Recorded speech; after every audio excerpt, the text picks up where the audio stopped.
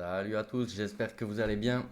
Je profite de ce début de vidéo pour vous annoncer que malheureusement, vous n'avez pas bombardé la barre de pouces bleus.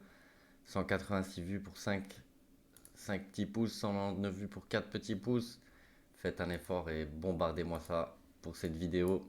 Deuxième vidéo sur la création des 3 nouveaux mondes. Tout d'abord, sur ma base principale, hier j'ai réussi à récupérer une culture en terrasse lors des expéditions de guilde. Je suis très content, 5 points de forge en plus par jour. Et j'ai aussi installé mon cap. Magnifique. 2 points de forge par jour aussi. Mais on va plus tarder, on va directement faire le point sur les 3 mondes.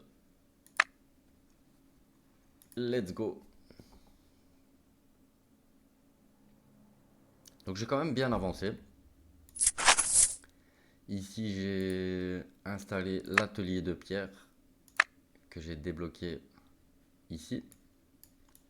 Donc j'ai fait ceci, ceci. Maintenant on a visité ça. D'ailleurs on a fini une quête. Donc pour les débutants, je vous conseille vraiment d'avancer un max dans les quêtes qui vous demandent. Donc rechercher un bâtiment militaire. Niveau de recherche, j'ai presque tout fini. Maintenant j'ai tout fini en fait. Je suis en train de débloquer ces 3 là. Je vais mettre les points de forge sans les débloquer. Comme ça, je passe pas directement en âge de fer. J'ai le temps de farmer un peu des ressources. Ici, comme vous avez vu, j'ai pas dû débloquer puisque je n'ai pas débloqué sur la carte de combat la teinture ni le vin. Donc 5 points de forge d'économiser. Ici, je vous conseille aussi directement d'intégrer une guilde puisque maintenant je reçois, si la guilde est de niveau 10, vous recevez un point de forge par jour. Franchement, bas level, c'est très intéressant d'avoir un point de forge par jour. Continuez bien à aider vos amis, aider votre guilde, vos voisins. Comme ça, vous récupérez un max de plans. Ici, j'ai un plan seulement. Sur l'autre, j'en ai un peu plus. Posez votre oracle, mais franchement, ne mettez pas trop de points de forge dedans parce que moi, sur ma base principale, je l'ai déjà supprimé. À dire que je l'avais up level 9 ou 8. Donc ça fait énormément de points de forge de perdu. Et je l'ai supprimé tout simplement. Alors ici, qu'est-ce qu'on a pris? Ici, on a pris 4 plans de Babel. Donc ça, c'est vraiment parfait. Dès qu'on a tous les plans, on va l'installer directement. Car c'est un très bon monument. Il t'offre de la population, des ressources. Donc, c'est parfait. Qu'est-ce que je voulais encore vous dire? Donc, intégrer une guilde, récupérer bien les incidents sur votre village. C'est super important. Il vous offre des ressources, un peu tout et n'importe quoi. Si vous vous demandez qu'est-ce que vous pouvez faire avec les médailles? Donc, les médailles, ça sert simplement à avoir des extensions pour votre village, tout simplement. La première extension de médailles coûte 10 médailles, donc là je l'ai déjà utilisée. La deuxième extension coûte 50 médailles. Pour ceux qui ne savent pas comment avoir des médailles, vous pouvez les avoir lors des incidents, lorsque vous récupérez des incidents, mais aussi lorsque vous participez. Par exemple ici, hop, peut-être pas si bas level.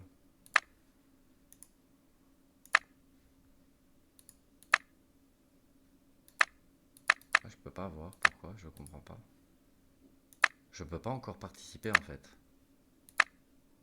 Non, je peux pas encore participer, ok d'accord. Bah, vous pouvez gagner des médailles en participant au GM de vos amis, vos voisins, guildes. En fonction de votre place, vous allez recevoir des médailles, mais aussi lors des événements, lors des expéditions de guildes, je pense. Enfin, un peu partout. Aujourd'hui, on va se concentrer sur l'armée. Donc, recruter 2 unités. Ah ouais, produire 3 fers à cheval, donc ça, je vais le faire. C'est ici, hop.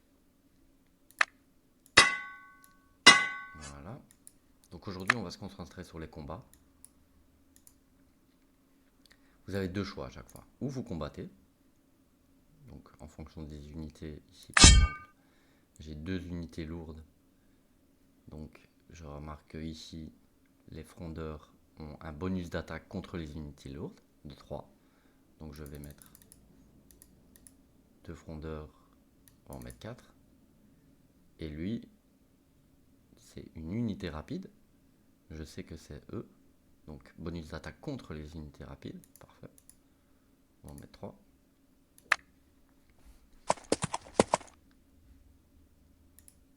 Donc au début, apparemment, technique à avoir, bourriné dans le tas. Après, ce sera beaucoup plus compliqué.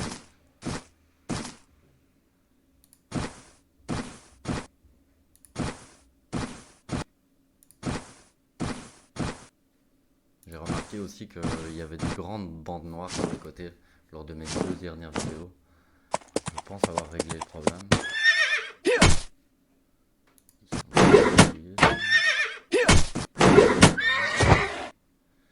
N'allez pas le taper, hein, puisque c'est une unité légère qui va taper une unité lourde.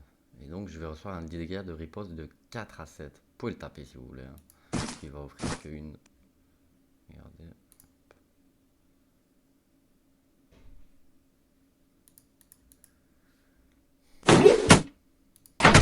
Ok, ça bug juste une seconde, tant mieux. Pardon? Ça a fait aucun dégât.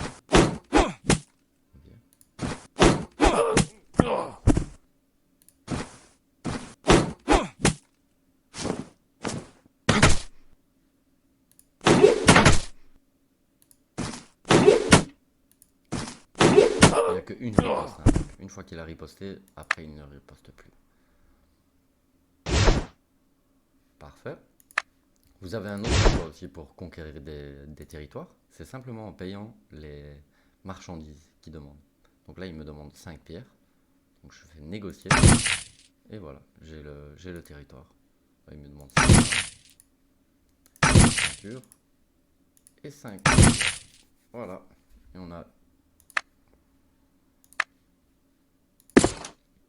Et maintenant, on a débloqué le bois. On va aller installer ça.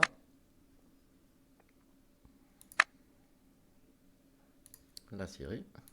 Et voilà. Donc les combats au début sont très très simples. Franchement, il n'y a pas grand chose à retenir. Surtout que à chaque fois que vous avancez en âge, c'est plus ou moins le même système de troupes. Donc unité de distance, unité rapide, unité légère, unité lourde. Donc vous ne serez pas perdu quand vous avancez en âge. Ce sera plus ou moins la même chose, franchement. Je pense que j'ai fait le tour. Si vous avez des questions, si vous avez des suggestions pour d'autres vidéos, ben, n'hésitez pas, laissez-les moi en commentaire. Je me ferai un plaisir de vous répondre. Et sur ce, bah, plus pour l'évolution des 3 nouveaux mondes. Et espérons que ça avance vite pour l'événement qui arrive très rapidement, là, le 5 mai. Donc on va essayer de carburer un peu dans les quêtes là, pour avancer un max et pour être prêt pour le 5 mai. Allez, à plus, ciao ciao.